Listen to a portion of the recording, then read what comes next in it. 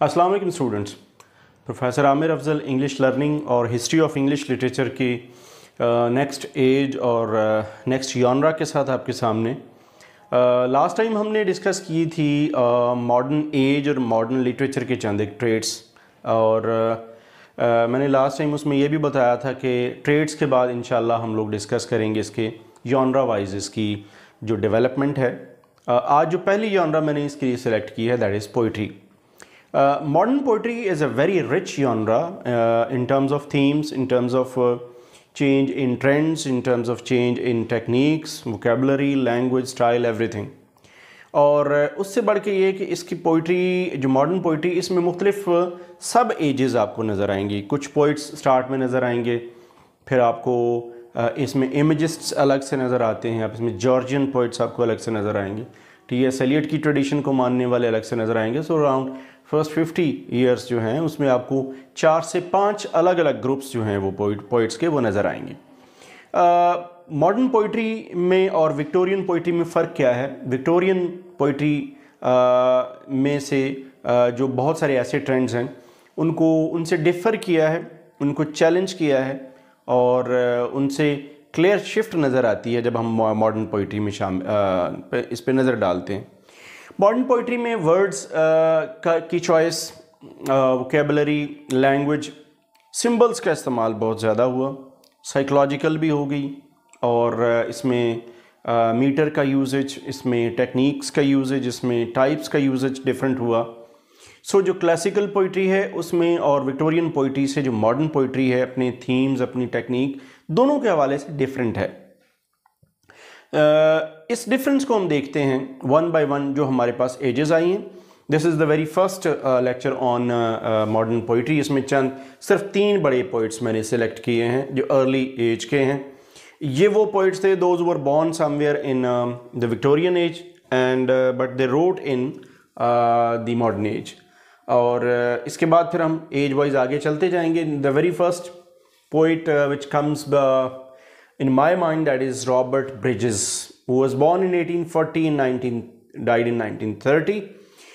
He is probably also considered as last of Victorian poetry, the last of Victorian poets, because he has got some of the things which are found in some of the traits which are found in the Victorian age, and some of the traits are quite resembling with the modern age and modern poetry.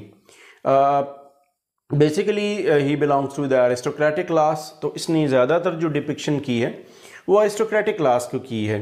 उनके mentions, उनके palaces, उनके farm houses, life in aristocratic strata. English landscapes ये दिखाते हैं, nature depiction है, वहीं love making, ये सारा आपको नज़र आएगा। At the same time when you follow his themes and style, we see that he follows the tradition of Milton, Wordsworth and Tennyson. As I mentioned earlier, some of his traits belong to the Victorian age. So Victorian plus classical के कुछ एक उसके अंदर traits आपको नज़र आएंगे।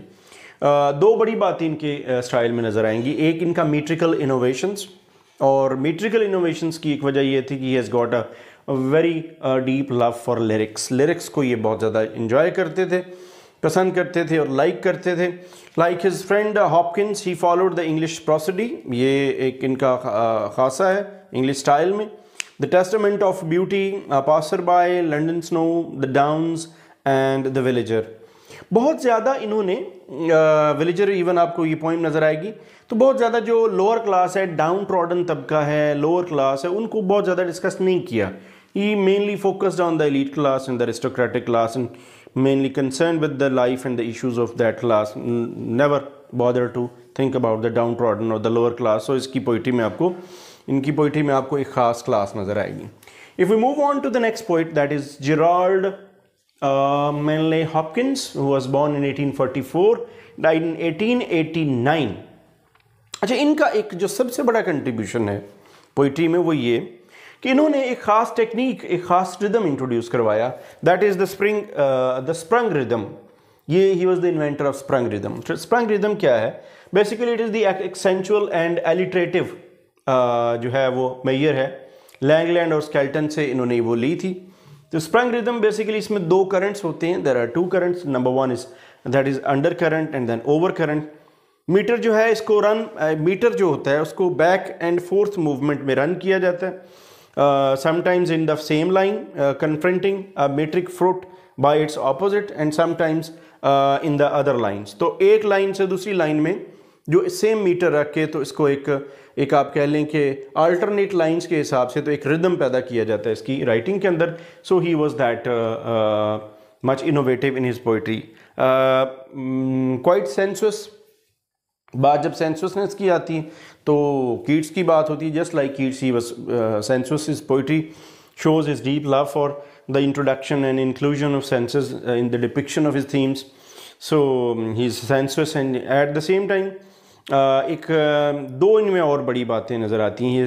he has developed a relationship of God with the nature and man, and at the same time there is an और उसी थीम को the relation of man with God and nature, जो इंसान का गॉड के ये जो एक रिलीजियस टच है, ये इनस्केप जी जैसी एक टेक्निक के अंदर भी नज़र आता है।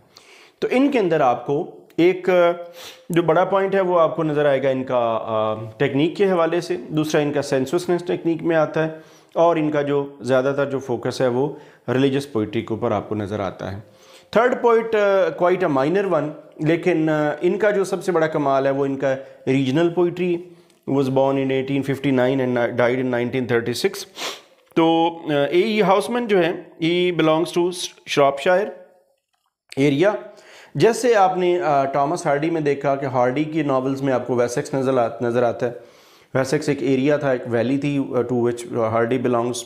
His writings show the setting, the life, culture, language and depiction of the landscape of that area. तो सेम आपको Shropshire, he is also called as Shropshire lad. इनमें आपको एक सूडो पेस्ट्रल फैंसी नज़र आएगी। सो एक फैंसी, पेस्ट्रल फैंसी और नेचर और मैन, इनका रिलेशनशिप ये आपको इनकी पोइट्री के अंदर नज़र आएगी।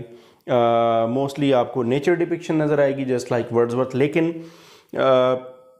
थोड़ा सा डिफरेंस इनका वर्ड्सवर्थ या बाकी लोगों के साथ। So this very first video और first lecture deliberately I kept it short just to make you understand properly, क्योंकि ये बड़ी एक लंबी एज है 20th सेंचुरी मॉडर्न पोइट्री। इस सिलसिले का ये पहला लेक्चर था जिसमें हमने ये सिर्फ 3 इनिशियल एज के, जो शुरू की एज के 3 पोइट्स इनके बारे में ब्रीफली डिस्क्राइब किया मैंने, और इनको हमने डिस्कस किया with next poets, with next age, with next group of poetry. I'll come back in next videos. Thanks for watching.